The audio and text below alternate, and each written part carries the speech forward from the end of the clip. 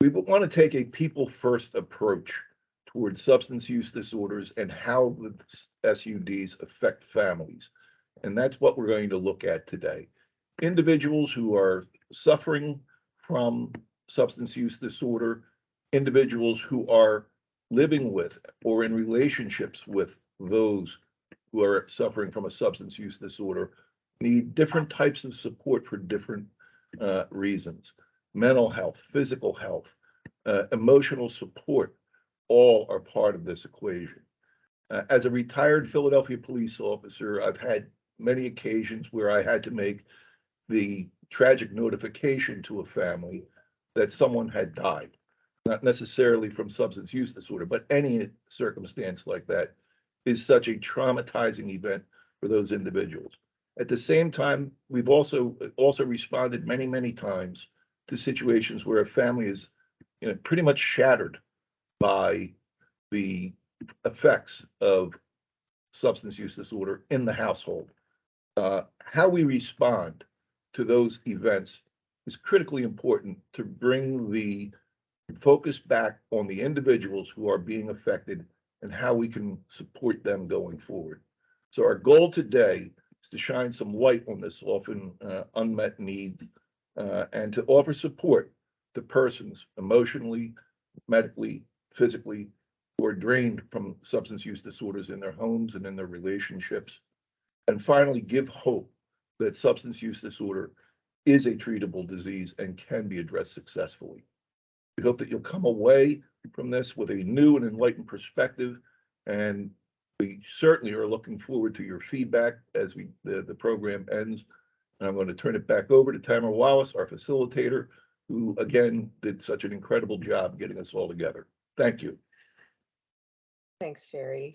So as Jerry said, my name is Tamara Wallace.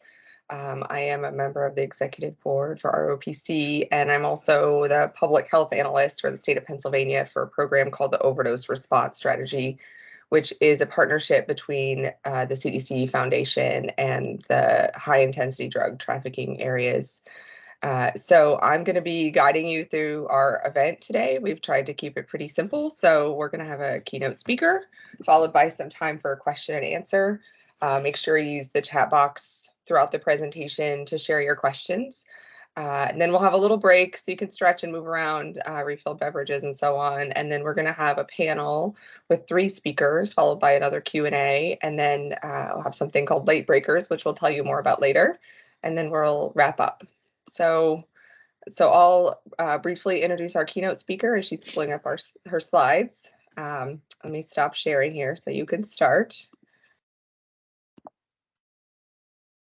There we go. Rhonda Miller is a certified family recovery specialist at the Oasis Community Center, and she is the founder and director of Speak Up for Ben. And the title of her presentation today is Identifying and Meeting the Needs of Families Facing Substance Use Disorder Challenges. And here's the important part, Turning Pain into Purpose, A Mother's Journey. So Rhonda, are you able to share? Yes, good morning. Can everyone hear me? Yes, but we don't see your slides yet. One moment.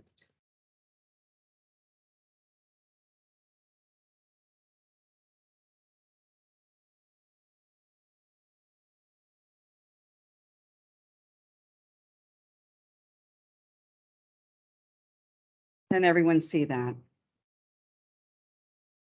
So we still see your screen, but we don't see your PowerPoint.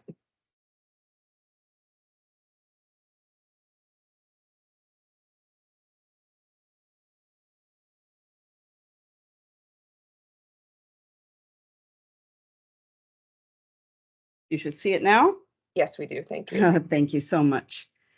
Thank you. First of all, I just want to express my gratitude to the executive committee for this opportunity to share my family's story.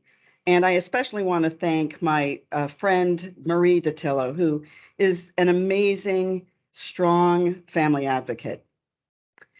Good morning, everyone. My name is Rhonda Miller, and I am Ben's mom. I'm a woman in long-term recovery from the effects of the family disease of addiction. beginning in my childhood, growing up in the shadow of my parents' untreated alcoholism, and then years later, while raising a family of my own, walking alongside my youngest son, Ben, as he tried desperately to overcome and recover from the disease of substance use disorder. I believe addiction, substance use disorder, is a family disease, and that a holistic approach to healing the entire family system is required for the sustained recovery of the person with the substance use disorder and as a safeguard for prevention. We have seen that the disease of substance use disorder tends to co-occur in family systems. By promoting education, understanding, compassion, and having the right supports in place, we can stop history from repeating itself. Today, I'm going to share my journey with you through the eyes of a mother. And my hope is that by hearing my story and learning what my family has experienced, that you will feel more compassion for families and advocate for their needs. That you'll speak up and break the silence so that families seek help, put an end to stigma and parent shaming and blaming. And I hope you will take up the vision alongside of me to create a resource and support hub for the recovery for the families in your communities. And now I'd like to share my precious son, Ben, with you.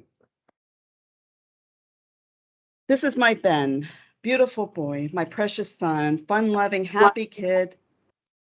No signs of issues when he was growing up.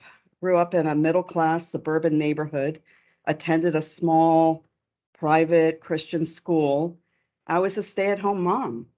I was very involved with Ben's world, being the room mom for his school through kindergarten through 7th grade. And his dad, my husband, Jerry, coached Ben's sports club. So we were very, very involved, and we thought life was rolling along fine. Ben developed very good skills as a soccer player and really had dreams of becoming a college soccer player. So he asked to transfer to the big public high school locally because he wanted to get noticed, and he knew recruiters came out to those big schools. He dreamed of playing college soccer, and so he transferred to the high school, and it was a big adjustment for him. There was a lot of gang activity in the school, which created a very, very stressful environment for probably most of the students. And that's when I think his social anxiety really kind of took hold. We did, seek support through the school system, guidance counselors and staff, and ultimately through Ben's pediatrician, that he was experiencing anxiety and needed some type of help. But unfortunately, the pediatrician dismissed our request for support for Ben. He didn't believe in medication, and he didn't offer a referral for treatment. So this is where we believe Ben began turning to street drugs for self-medicating. Initially, just, marijuana, alcohol, but it quickly progressed into harder drugs. Ben developed an opioid use disorder through 8 years, beginning at the age of 16, 17. He exhibited signs, all the signs that parents are told to watch for, social isolation, grades dropping, friends changing, appearance changing. And as these changes occur in Ben, I desperately began fighting for my son and trying to get help and support for him. But this was back in 2008, 2009. And very, very few supports were available, really not many here in the Lehigh Valley where I live. It was very difficult to find support for him as a teenager struggling with substance issues, and then also for me as a family member. But my needs were put on the back burner. As a mom, I just tried to fight for my son and probably neglected a significant amount of my own self-care in the process. I experienced so much trauma through all the various incidences that we experienced through his addiction, creating tremendous anxiety and depression. And through the depression and anxiety, it was very difficult for me to ask for help. I didn't know who to turn to. I didn't know where to get support. There's so much stigma with substance use, and people are quick to judge the person with the issue. But when they're a child, a minor especially, they judge the parents. There's a lot of parent blaming and parent shaming, and this prevents families from seeking support. Now I'd like to share a little bit about Ben's journey. He began using substances, and we did get him into treatment at the age of 17. Shortly after he completed a 28-day program for substances, he had his wisdom teeth removed. And this was back in 2008, 2009. We didn't know much about opioids in the public arena. Families especially really didn't understand opioids, but I knew about strong pain medication. And since he just completed treatment, I requested that no strong pain medication would be prescribed to Ben because of that, informing the doctor of the situation. Sadly, the surgery had some problems. He was called in for a second surgery under great deal of pain, and then they prescribed Vicodin for him. He quickly descended from there into continued substance use. I don't know if that's where his opioid use disorder began, or if that was just along the way something he experienced, but I do know that that was prescribed to him. He ended up in a situation where he went missing for 3 days. It was very difficult, traumatic. We eventually recovered him, brought him to the emergency room for an evaluation. This is when we learned about serious substances going on. He was referred for a mental health evaluation and substance use treatment. We took Ben for a mental health evaluation, and while the director acknowledged that he believed Ben had underlying mental health issues, he said that he couldn't treat Ben until the substance use was under control, until Ben was clean for a year. He was not able to offer any kind of support or treatment for Ben's mental health issues. We then sought treatment for the substance use issues, and Ben was put on Suboxone to cope with that, the opioid cravings. He was then denied treatment for intensive outpatient because he was on Suboxone. We were told, your son is still on drugs. Until he gets off drugs, we cannot help him. So that led me to believe, in my naivety and lack of knowledge, that Ben needed to be completely free of all substances in order to receive treatment. I wanted desperately for him to go to rehab and get treatment. So the prescribing doctor for the Suboxone abruptly cut off Ben's script cold turkey when he did a urinalysis and discovered Ben had marijuana and cocaine in his system. That threw Ben into an acute withdrawal, and that at that time, that's when he turned to street heroin. Ben was in and out of treatments, total of 11 times, and each treatment, many of them were just a detox, 7 days or 14 days, and they would send him right back out.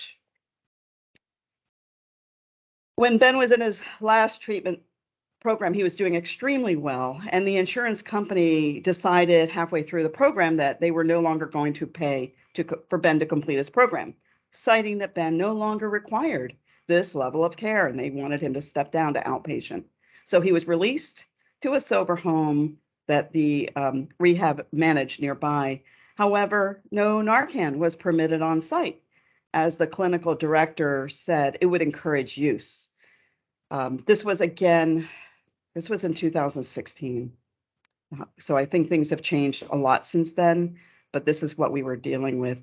Ben was prescribed Vivitrol, but there was very few providers who could administer it. It was very, very difficult to get. And when Ben was due for his shot of Vivitrol, the doctor was on vacation, and we could not find another provider to administer it. So the date that he was actually scheduled, and tragically, he relapsed and sought heroin, and it turned out to be 100% fentanyl. And tragically, he lost his life at that time. This was August 1st of 2016, 1 week before his 24th birthday. Stigma is such a barrier for everyone's recovery, families and people with substance use issues. As you can see, and I'm sure most of you know, addiction does not discriminate.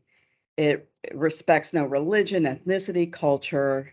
It's so complicated. There is not a simple answer. It affects the body, mind, and spirit. But there's things that we can do to reduce stigma.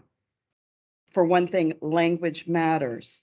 We must use a person-centered approach instead of using the term addict.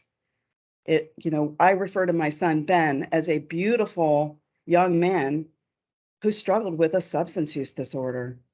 I would never say my son, Ben, was an addict because that is shaming and stigmatizing language.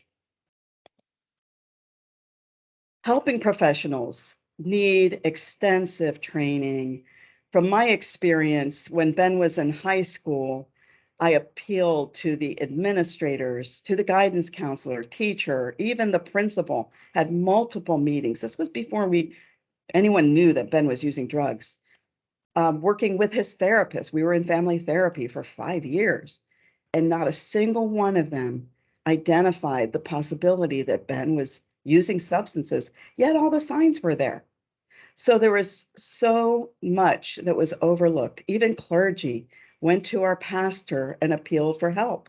And he just recommended Ben join the youth group, which is a great support, but that in and of itself wasn't enough. There was so much needed. Helping professionals still to this day need education. The stigma is huge. It's huge. It still exists today. It's still prevalent amongst healthcare workers, first responders, school nurses, you name it. There's stigma that's very, very difficult to overcome. We must emphasize the use of trauma-informed care. Helping professionals need to be educated in the trauma-informed approach. They need to understand that addiction is a brain disorder and use person-centered language to be respectful of the person with the substance use and their family. This is the place that I ended up. When Ben died, I died. Part of me died, part of my husband died, part of our surviving son died. I fell into a major depression that was absolutely debilitating. This lasted for several years. I was not very functional. It wasn't until I started getting involved in advocacy work. And my first event was marching, a protest march at Purdue Pharmaceutical headquarters. That pulled me out of my depression when I started to understand the big picture of what was going on with the opioid crisis. This is when my family and I decided to found our nonprofit. We named it Speak Up for Ben, meaning speak up for all the Bens out there. Ben had great difficulty advocating for himself, speaking up, finding his voice. So we need to speak up. We are Ben's voice today. The name Ben forms the acronym Break the Silence, End the Stigma, Never Forget. So we're taking this painful journey that we are on and making the best of it to help others. Some of the things that we do as a nonprofit is we do advocacy work in the community. Breaking the stigma is a big part of our work. Community outreach. This is an example of one of the projects we have with the banners at the Steel Stack Center at Arts Quest in Bethlehem. Just a powerful display of the beautiful lives in our community who have lost their lives to opioids. We then founded, with the support of the Northampton County SCA, we recognized that there were gaps in our community, that families needed support, and that families could be very instrumental in helping their loved ones recover. We founded the first family recovery center in Pennsylvania, in Bethlehem, Northampton County, and we call it Oasis Community Center. I'd like to show you a very short video that describes our work. We were supported entirely by our county executive and DDAP secretary, Jen Smith, who is extremely supportive of family recovery programs.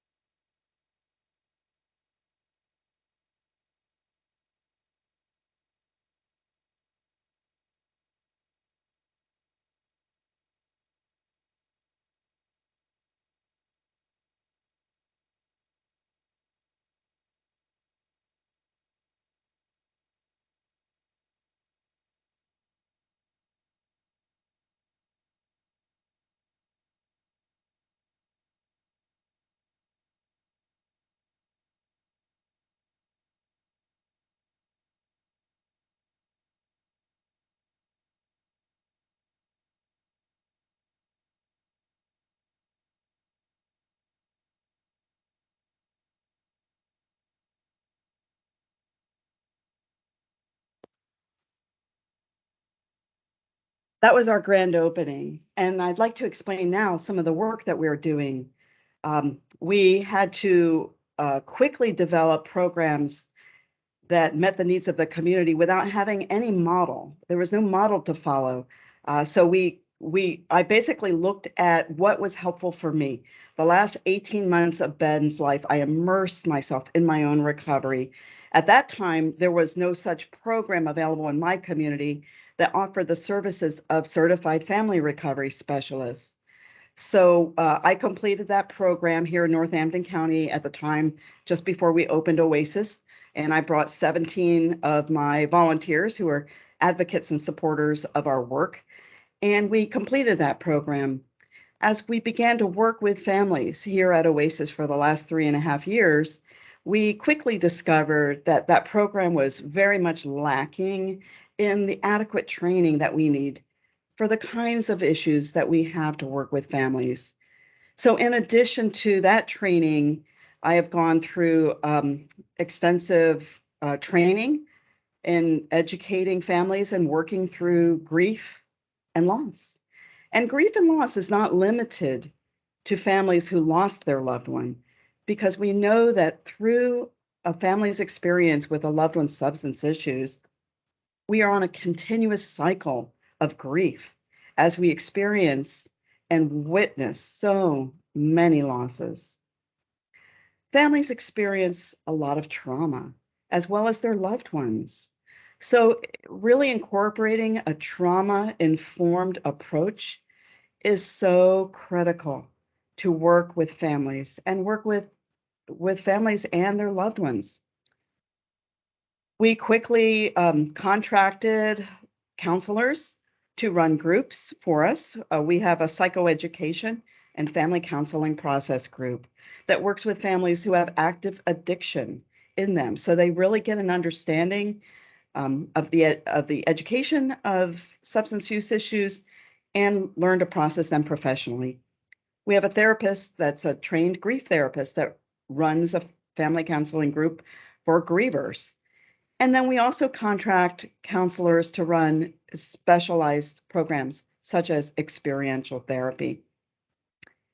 I wish you could come to Oasis, and I invite you to come. We're in a beautiful 220-year-old farmhouse, as you can see in the video, filled with beautiful spaces. We have one special space that we call it our Serenity Room. And it's a place for people to come and really immerse themselves in a healing environment. We have many different available programs such as guided imagery, essential oils, massage therapy that we can use to help soothe families when they come in for care. Education is a big part of what we do. And we consider ourselves resource hubs, not only for Northampton County, because we have families that come from all the surrounding counties for our services, because there isn't many services that they can find for families in a lot of other places. So our emphasis is on evidence-based training. We also address issues of mental health because it coexists with substance use issues, and an emphasis on craft training. And if you're not familiar with craft, it's community reinforcement and family training. It's an evidence-based training that's been around for about 40 years. And I encourage you to look into it because it is considered the gold standard in approaches to working with families. We have many different support groups. We initially started with a couple 12-step groups, ones that were especially helpful for me. ACA, Al-Anon, we had Nar-Anon, and we quickly began to explore more of the evidence-based training. Smart Recovery is a very, very valuable group. We actually have 3 programs in Smart Recovery. The emphasis is on the family and friends, but we simultaneously have a program run for people with substance use issues or any addictive behaviors. They run simultaneously, so families can come together and participate in their respective programs. We have recently launched a veterans and first responders program because we understand that people that work on the front lines also have significant issues with mental health and substance use. And the whole issue of confidentiality is very, very critical for them in their line of work. So we have specially trained program facilitators for that. Upcoming, we'll be offering a Spanish-speaking Smart Recovery. Very excited to offer that, as that will allow us to reach a whole new demographic. We don't do this work entirely on our own, although most of the programs staff and our volunteers run, but we also collaborate with other agencies in our community. So for example, NAMI runs a family-to-family program here. We collaborate with the Center for Humanistic Change that does a lot of prevention education. They run Strengthening Families.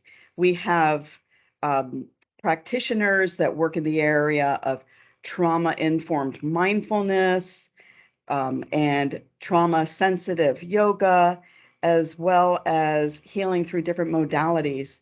They run programs at our center as well. Emphasis on self-care and wellness. This is something that we really, really find is neglected with families. And I personally experienced it myself. When Ben's addiction came to a head and things became very, very, very dangerous, that's when my health fell apart. My health completely deteriorated, and I have not fully recovered my health since his death. And it's a daily practice that I need to engage in. So I'm an advocate for any different modality that can reach families. Running groups is great, and having therapist-led programs is wonderful, but we understand families need a full experience. They need to have fun. So we offer yoga, we offer mindfulness, but we're also situated on a beautiful creek. We've created nature trails along the creek where we do meditations now.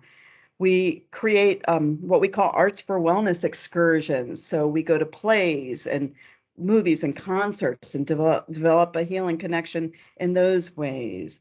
We are working with a local supermarket to produce healthy cooking classes here at Oasis. Arts, crafts, journaling, workshops, any kind of modality to help people heal, because we understand people heal in different ways. And it's really important to offer a broad spectrum of opportunities for healing. Working with the bereaved community, of course, is very, very close to my heart. As I've been the director of Oasis for 3.5 years, I daily work with families through meetings, phone calls, emails, where they have lost their loved one tragically to a substance use issue. And what I'm seeing mostly is fentanyl. Most of the time I'm seeing fentanyl, and it really has been a fentanyl poisoning in that their family member was not using fentanyl, but received a street drug that turned out to be 100% fentanyl, as was the case with my Ben. So supporting the grief community is very, very important. I also see that we need to instill opportunities for them to build resiliency and coping skills. The road of grief is very, very difficult. It's very, very painful. We never fully recover, but we can one day at a time learn to find peace and serenity and find a new purpose for our life, find new meaning. And this is what I'm doing here. So we have events such as a annual butterfly release in the summer, with the photo of the group setting here, where we give everybody an opportunity to share their loved one with the whole group assembled. And then we have a beautiful butterfly release. We have a holiday candle lighting ceremony in December. And this is facilitated by a local pastor who's in recovery himself. And he coordinates an ecumenical team of clergy from all different faith backgrounds to come and put together a beautiful program for us. This year, we offered our first retreat for bereaved women.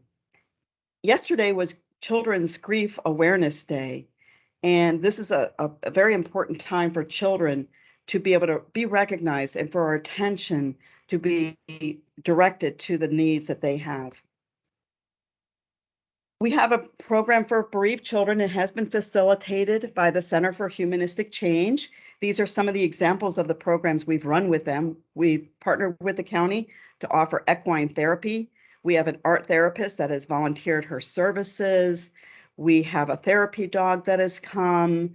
These children know that this is a safe place where they can come and just have fun, be creative, and little do they know that they're building resiliency and processing their loss in the process. Rebuilding social networks, so critical. Many of us have lost friends and family members, even relationships, through our loved ones' addiction and even their tragic death. So we provide an environment where they know that they can come and be supported with people who understand and have like-minded goals. We are working so diligently to help families heal in our community in partnership with our county SCA, in partnership with various agencies and community groups in our county, and in partnership with volunteers. And these images are some of the activities that families, you can see smiling faces, although they've experienced tremendous loss, they've experienced tremendous tragedy, they are overcoming it one day at a time with the support of each other, with the support of our team of recovery specialists here, and with the support of Northampton County, who makes this program possible. So I just wanted to encourage you to consider what families need. Families do need, and they need a center or a space that is their own, that they can come to and attend programs, attend meetings, and learn about evidence-based education on substance use disorder and medication-assisted treatment, groups that utilize craft, trauma-informed staff to work with them, and wellness support, a place that they can rebuild social networks, a place where the entire family system, children, parents, siblings, grandparents, friends, neighbors, coworkers, the entire family and support system can come to and heal. Help us bring this hope and healing to the families across our region. I just want to encourage all of you who are here to think about ways that you can partner within your own communities to make programming like this possible. We believe that families heal together, and when the family unit heals, the person with a substance use issue has the strongest chance of sustaining their recovery themselves.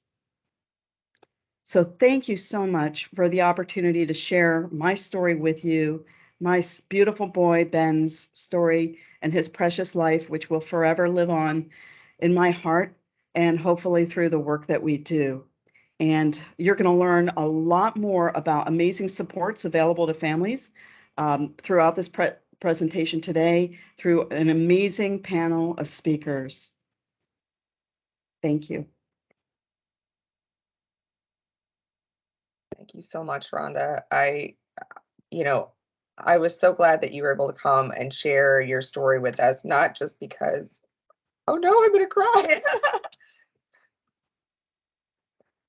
Not just the sad parts of it, but also the hopeful parts. Rhonda, I told you you were gonna get me. I know it's a difficult story to hear, and trust me, I tell this story all the time. It is very difficult for me to share this story, but I've come out of the closet, so to speak. I put myself out there at the risk of judgment, which, you know what, family members get it. A lot of people point to parents, particularly, and especially the mother, when there's a substance use issue in the family system. And we chose not to hide the cause of our son's death because we felt that that would just create and perpetuate stigma. And we refuse to live in shame. So we're speaking out. I put myself out there. And at times, you know, if I publish like an op-ed and I dare read the comments, there's a lot of very, very negative and harsh things that people say. But if I can help one family and hopefully one day at a time help somebody, then I will continue to speak up. We thank you. And I don't know if you can see all the messages in the chat box, but there's a lot of people that are thanking you for sharing and that were inspired by your work and how you've transformed your grief into something that's helpful for other folks. And we do have some questions. I'm going to go for like a less emotional question. Can you talk a little bit more about how your local county drug and alcohol and substance use treatment was involved in the way you run programs and the way you've selected them? Yes. So to be honest with you, I believe I was at the right place at the right time with the right people. You know, I consider it a God moment. I was, you know, after we founded Speak Up for Ben and we put on a large community forum with a national author, we invited a lot of people from the recovery community, which was new to me. I didn't know anyone in the recovery community outside of the family meetings that I attended, but I was invited to start attending the County Drug and Alcohol Advisory Board meetings as a community member. So I began doing that. And in doing that, the administrator at that time, she recently retired, she just asked the board, what does the community need? What is needed? We want to help. We want to support. We have funds. We want to help. So I said, what about families? Families need support. There's AA clubhouses across the nation, but I've never seen anything for families. That conversation sparked the beginning of what became Oasis. And she just was incredibly supportive and, you know, asked me to put in an RFP, and I did. And 6 months to the day later, we opened our doors. So we received full funding from our county SCA. They gave me the license to develop the programs as I understood the needs of the community with my own lived experience. Of course, I built all that into my proposal, but full support from the county. We are currently fully funded by the county, but we also use other agencies and providers and community partnerships to help build out our programming. Yeah, you mentioned that you have a huge range of programs, and you did mention a few that you have folks volunteering their time. Was it difficult to approach folks to get them involved, whether that was a therapeutic activity or a yoga instruction or anything like that? So when I first started, I mean, we founded our nonprofit just a few months before we founded Oasis, in all honesty. Everything happened really fast.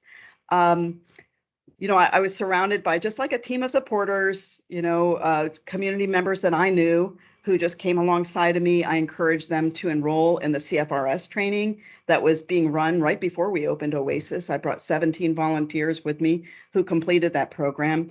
And that was my core. And of that group, after the CFRS trainings, which lasted 11 Saturdays, I would have little mini meetings afterwards. And I would talk to them and say, what would you like to do? What would you like to see? How would you like to be involved? And from that group, I was able to identify people that would start meeting. So we initially started, like I said, 3 12-step meetings, Al-Anon, Nar-Anon, ACA, all from that group. A yoga instructor who has been a strong advocate, and she actually started our ACA meeting. We also have a Codependence Anonymous meeting that she started. And we just received incredible support from those family members because they felt like we finally have a voice. They said to me, we are amazed that Northampton County is willing to do this for us. So they rallied around me to support building out programs. And do you allow family members who actually have the substance use disorder to come to the center for help as well, or are you more focused on the sort of people that are secondarily affected, the family members, the loved ones? So our program, Oasis Community Center, our tagline is nurturing families impacted by substance use. And when I use the term families, I use that in the broad sense, not just blood families, but it could be partners, neighbors, coworkers, friends, anybody who has a loved one they're concerned about. Predominantly, our programs are focused on supporting the families that need to recover themselves, but we do have groups that people who are in recovery from substances, early recovery, many of them come to, such as our family counseling group. They can attend along with their family members. Family members who have loved ones that have active addiction that are in early recovery can attend that. We also offer a smart recovery program for people with any kind of issues, using the term addictive issues, could be gambling, could be porn, it could be substances, anything. That program runs simultaneously as our Family Smart Recovery program. So we address that. We've opened our doors to a Dharma recovery group that meets at our center on the weekend. So in that way, people who are in recovery from substances do come to our center, but they also come and participate on many other levels. For example, many people that are in recovery themselves also have family and loved ones who need recovery themselves. So they come not in the role of their primary need of support for their addiction being met, but they come because they need help with learning communication strategies, getting education, getting more support because their loved one is struggling with addiction issues. We also have a lot of people in recovery that come to all of our wellness programs. So, and because our family center, opens our doors to children, we have to be very mindful of how those groups are scheduled. So we have to be very protective of children and who is in the building, and that's a requirement that the county has set for us as well. Yeah, I think you guys do such a nice job of recognizing that some people want to learn specifically about substances and substance use disorder, and they want to talk about their grief. And some people just want to get together with another group of folks who won't mind if they burst into tears while they're baking cookies. I think that's something that's lacking in a lot of programs. Healing comes in many ways. I mean, we have like regular like potluck evenings we call them fun nights. Some nights we have a potluck with games. Some nights it's a potluck with people bring instruments, they're singing. Sometimes we have a movie afterwards. We have big screen, we put movies on. So, and we have all kinds of people that come to those events, and we're building community together. Yeah. So Jerry brought up one of the questions that I know is at the forefront of a lot of folks' minds these days is with regards to funding from the opioid settlement. Have you guys been working in any way to try to ensure that you get some of the funding related to that? So I was not included in the the decision making of how Northampton County spends their opioid funding. They have determined all of their different goals and programs they're funding. They did say that they are planning on using some of the opioid money to continue to fund all 5 of their recovery centers for the next 10 years. So that's a piece that, hopefully should give us a little assurance that Oasis will continue for the next 10 years using some opioid funds. Thanks. Yeah. So just to let everybody know, we still have about 10 minutes for questions. So go ahead and including them in the chat box there. And then I have some if you guys are quiet, but I'll give you a chance to type. So someone mentioned that involving family members in the program planning seems to be really critical in Oasis's development. What advice do you have for programs that are participating in this? What is the question? Sorry, what advice do you have for folks that want to invite? I think what you mean is what advice do you have for including families in the planning process? What advice do you have for our participants who want to replicate your efforts? Sorry, Ann. Okay. See if I understand the question correctly. If any of the participants in this program, this meeting, are interested in perhaps initiating a program like Oasis in their community, how would you engage participants? Is that one of the questions? Yes. So I came from the position of a family member. So I think that initiating a program like this is very critical, that a family member with lived experience be the one that designs the program and facilitates the program. That could be, those individuals could be found in the advisory board that the SCA runs. Many family members from the community are on those boards. And if anybody in that board, they might be able to make referrals to finding family members. That could be a starting point.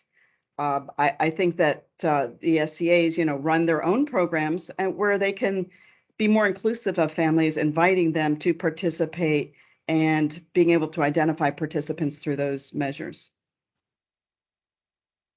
And then, what are some of the barriers to the process of recovery for families that you've encountered? And, do you have any recommendations for how to remove some of those barriers?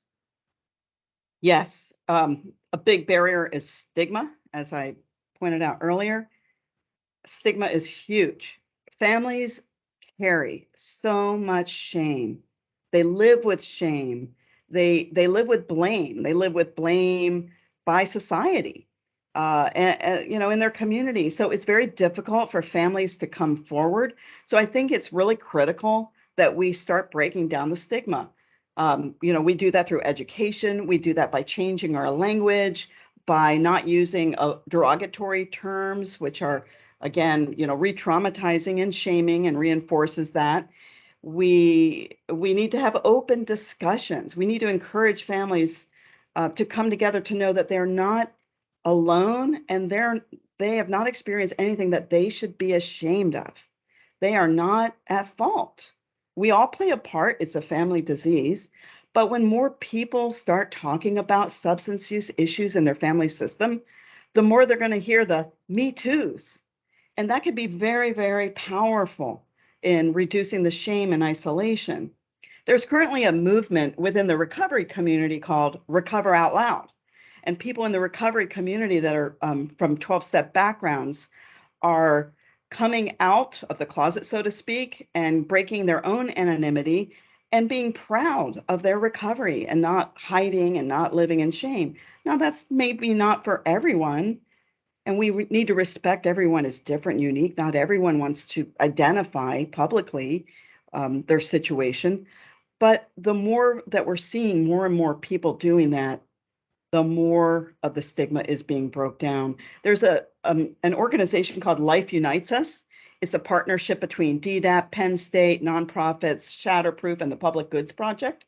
And they are tasked with breaking the stigma in Pennsylvania so that people get help and support. They use interviews, they use short video clips that they collect and distribute and push out on social media and on their website of people in recovery in Pennsylvania, including many family members like me. So this is a way to break the stigma. Also, just lack of accurate information. So many families just don't have correct information and understand substance use disorder. So that actually dovetails into one of my other questions is, you said that when you joined with the SDA, you were able to write up a proposal and that they gave you a lot of leeway in how you decided what to do. How did you educate and prepare yourself leading up to that moment?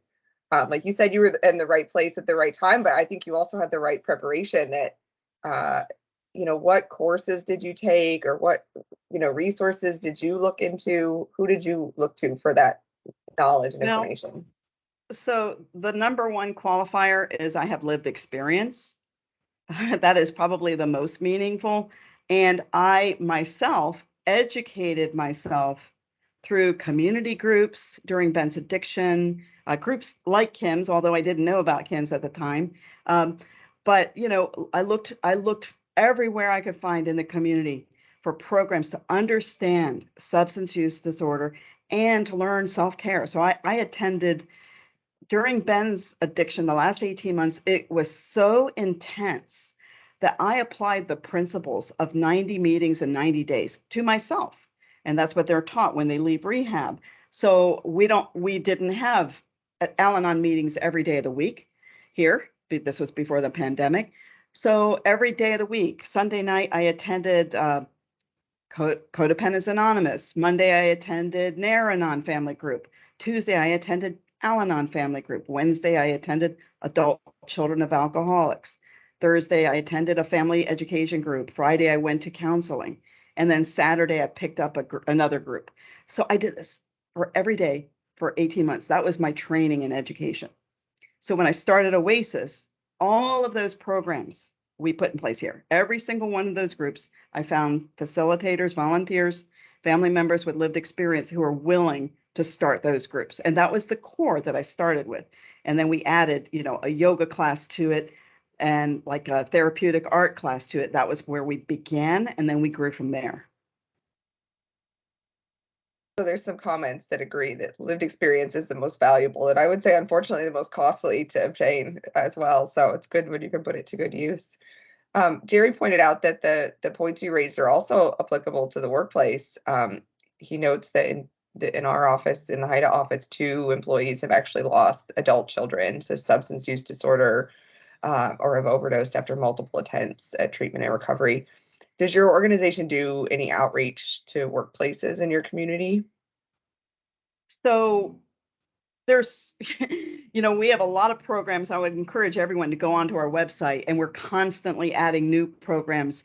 The problem I have is I need more help because I have so many ideas and see so many areas that need, that need support, need to have services, and we simply cannot get to them all. But that's why we partner with organizations. So an organization that we have partnered with, Drug Free Workplace PA, there was a grant-funded program.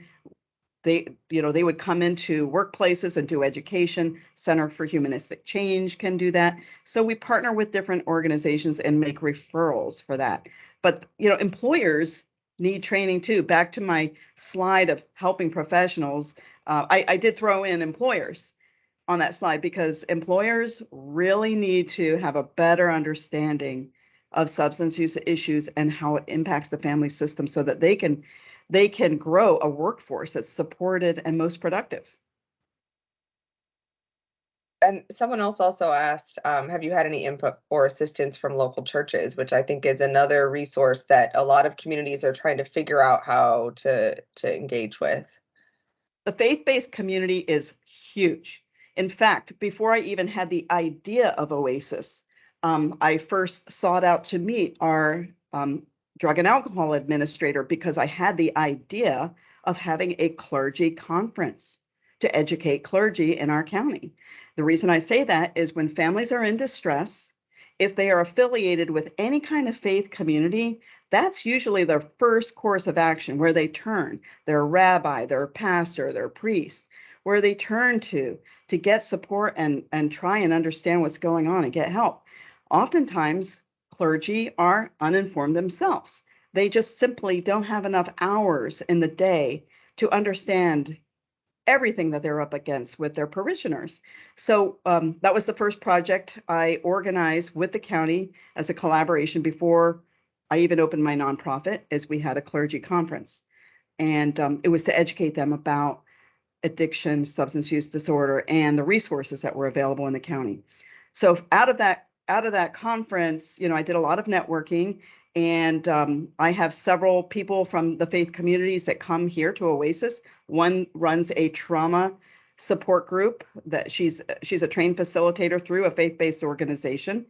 So it's through a faith-based lens that this trauma group runs.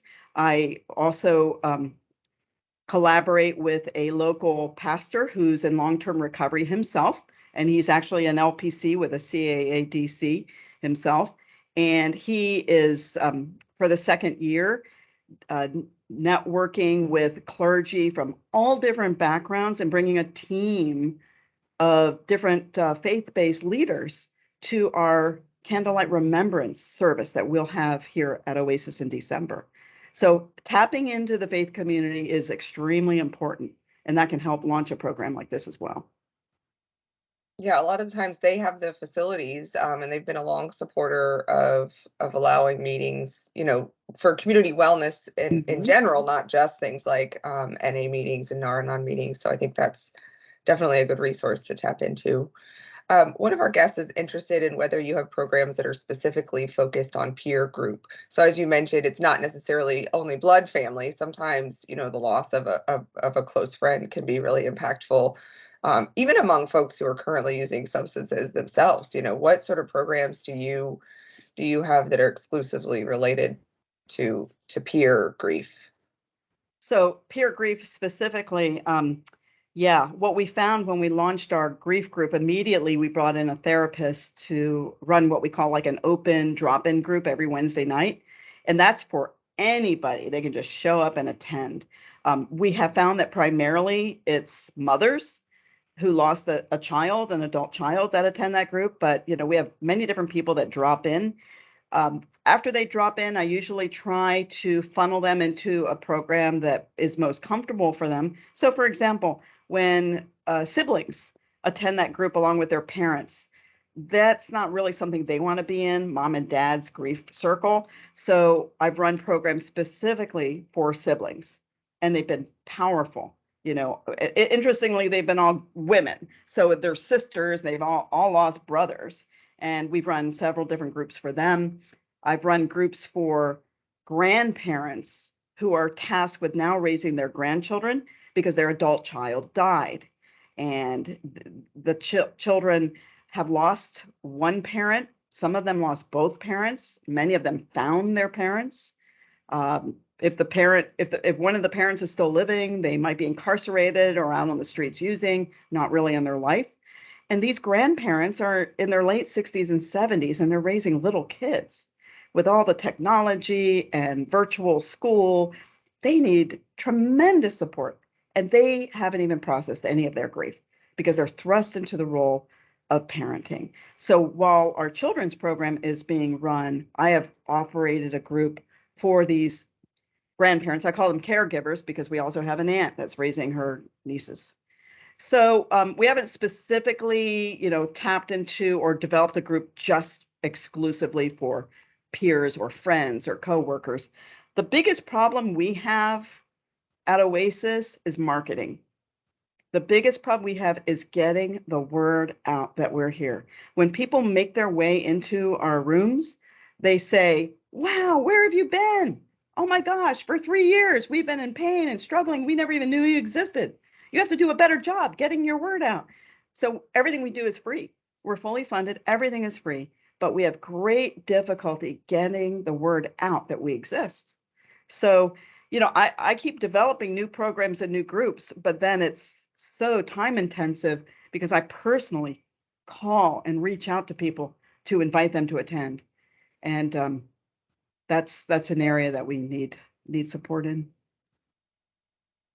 It's interesting that you mentioned that actually, because no, especially knowing that you work with your SCA director so closely, because when I spoke with her about what the biggest thing she needed is she said the same exact thing. She said, we've got all these programs, we've got all of these great services and supports, but for some reason people don't know they exist, and we keep trying, but we can't seem to make that connection. So I think this warrants maybe a follow-up call to see, whether how ROPC or how some of your colleagues maybe on this call, if you guys have suggestions for Rhonda, be in touch with her about how to help her with her marketing. Any volunteer, graphic designer, public relations folks on the call, make sure you get in touch with her. Marketing communications. We need people that are skilled in marketing communications. Yeah, definitely. So, well, I want to thank you so much. I'll just finish with some compliments that you have in the chat instead of more questions.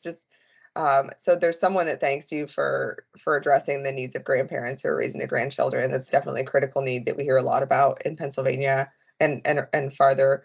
And then Renee, who works in suicide prevention, said that addressing mental health strikes her as a critical part of your programming. So she just gives you kudos for offering that mental health first aid and other programs, and addressing stigma, which affects both mental illness and substance use disorder. So I'll second Carla's notion that we need to clone you and your program and replicate it everywhere. I don't think you sleep as it is, but Jen Smith is enthusiastically supportive of this program, and I'm sure she would love to see these elsewhere.